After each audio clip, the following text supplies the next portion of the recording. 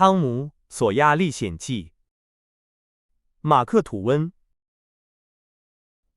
第9章。那天晚上9点半，汤姆和西德像平常一样去睡觉了。他们说了晚安，西德很快就睡着了。汤姆还醒着，心里不安地等着。他觉得快要天亮的时候，听到了钟声响了10下，他觉得很失望。他很紧张，想动，但是他怕吵醒西德，所以他一动不动地看着黑的地方。周围很安静，慢慢地，一些很小的声音出现了，钟的声音开始变得清楚。老房子发出一些奇怪的声音，楼梯上也听到一些声音，好像有鬼。波莉阿姨的房间里传来很轻的打鼾声。然后，一个蟋蟀的声音出现了，但是没有人知道声音从哪里来。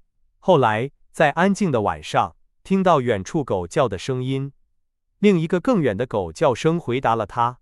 汤姆觉得很害怕，最后他觉得时间很长，开始想睡觉。钟声响了11下，但是他没有听到。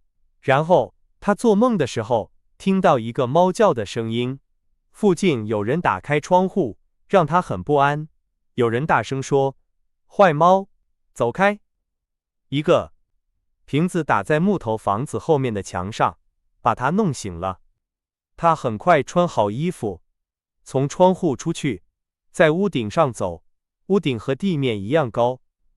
他叫了几声猫的声音，然后跳到木头房子的屋顶上，从那里跳到地上。哈克贝利带着死猫在那里等他。孩子们走了，消失在黑夜里。半个小时后，他们在墓地的高草里走着。这是一个很老的墓地，它在一个山上，离村子大约2公里。墓地周围有一个坏的木头墙，有些地方倒了，有些地方向外倒，没有地方是直的。草和树长在墓地的各处。老的木头很低，一些木头板子立在墓地上，板子坏了，好像要倒了。很久以前，人们在板子上写了字，但是现在看不清楚了。风轻轻地吹着树，汤姆怕是死人的灵魂，他们在抱怨。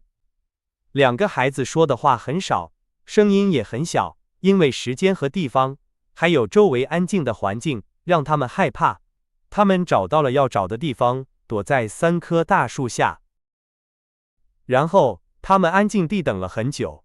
远处猫头鹰的声音是唯一的声音。汤姆觉得很害怕，他想说点什么，所以他小声地说：“哈克，你觉得死人会不喜欢我们在这里吗？”哈克贝利小声说：“谁知道呢？这里让人害怕，不是吗？”是的。他们安静了一会儿，在想这个问题。然后汤姆小声地说：“哈克，你觉得霍斯·威廉姆斯能听到我们说话吗？”当然，他的灵魂能听到。过了一会儿，汤姆说：“我希望我说的是威廉姆斯先生，但是我不是故意的，大家都叫他霍斯。我们说死人的时候要小心。”这句话让大家安静了下来。突然，汤姆抓住了他的朋友。“嘘！”“怎么了，汤姆？”他们抓着对方，很害怕。“嘘！又来了，你听到了吗？” “OK。”“那里，你现在听到了吗？”“我的天哪，汤姆，他们来了！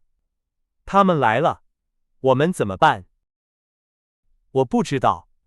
你觉得他们会看到我们吗？”“汤姆，他们像猫一样，在黑的地方也能看到。我希望我没有来。”“不要害怕，我觉得他们不会对我们做什么，我们没有做坏事。如果我们很安静，他们可能不会看到我们。”“我会的，汤姆，但是我害怕。”“听！”孩子们伸长脖子，头靠在一起，几乎不呼吸，远处传来声音。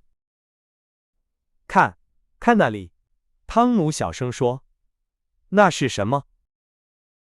是鬼火啊！汤姆，我很害怕。一些人影走过来，他们拿着一个旧的灯，壁上有一些光。哈克小声说，很害怕。是鬼，是他们。汤姆，我们要死了。你会说晚安吗？我会试试，但是不要害怕，他们不会伤害我们。主啊，请。嘘。怎么了，哈克？是人，至少有一个声音是马夫波特的声音。不是吧？是真的吗？我认识他，不要动，他很笨，不会看到我们，他喝醉了。好吧，我不动，他们现在不知道去哪里了，他们又往这边走了，现在很近，又远了，很近，他们要来了，这次他们要来了。听着，哈克，我知道另一个声音是印第安人乔的声音。真的那个杀人犯，我宁愿是鬼。他们要找什么？声音突然停止了，因为3个人来到了墓地，停在离孩子们不远的地方。就是这里，第3个声音说。他举起灯，让大家看到了年轻的罗宾逊医生的脸。波特和印第安人乔带着一个担架，上面有一根绳子和2把铲子。他们把担架放在地上，开始挖墓。医生把灯放在墓边，坐在树上。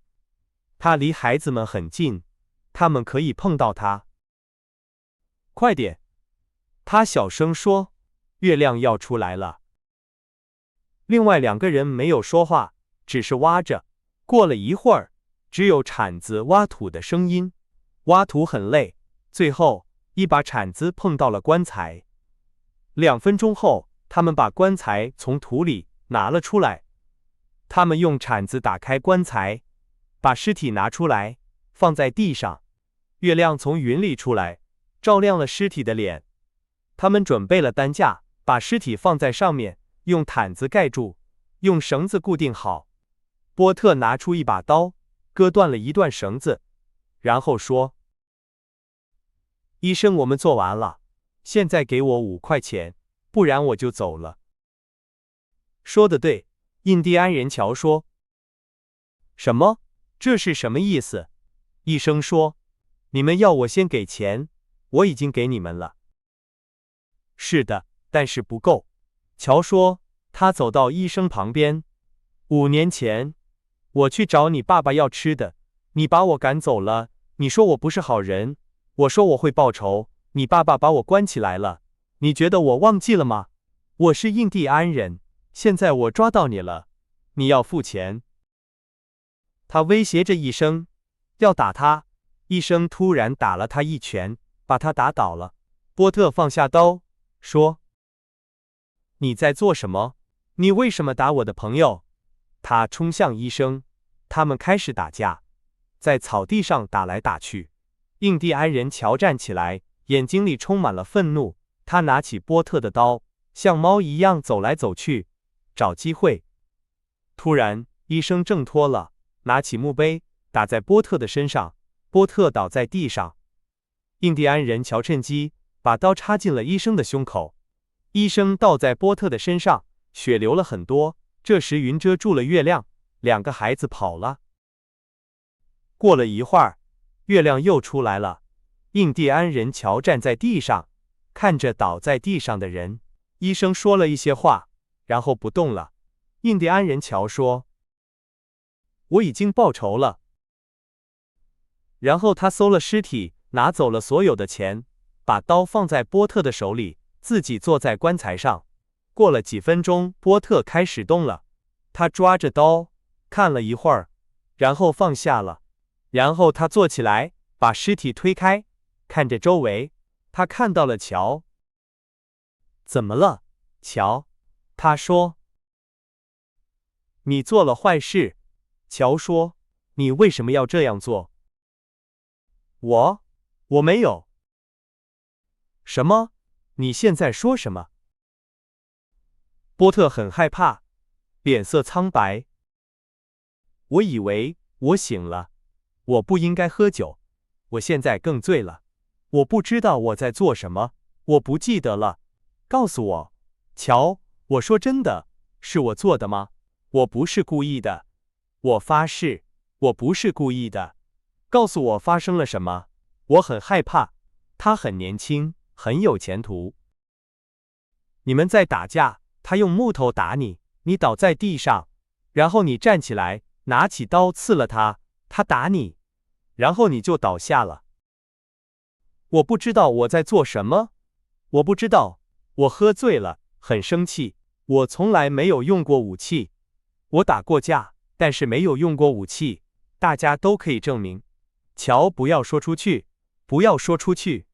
我一直对你很好，我帮助过你，你记得吗？你不要说出去，好吗？他跪在地上，求那个杀人犯。不会的，你对我很好，我不会害你。就这样了。乔，你真好，我会感谢你的。波特哭了。好了，不要哭了，没有时间哭。你走这条路，我走那条路，走吧，不要留下痕迹。波特跑了，印第安人乔看着他，说：如果他喝醉了，他不会记得刀，他不敢回来找他胆小鬼。过了一会儿，只有月亮看着尸体、担架、棺材和墓地，周围又安静了。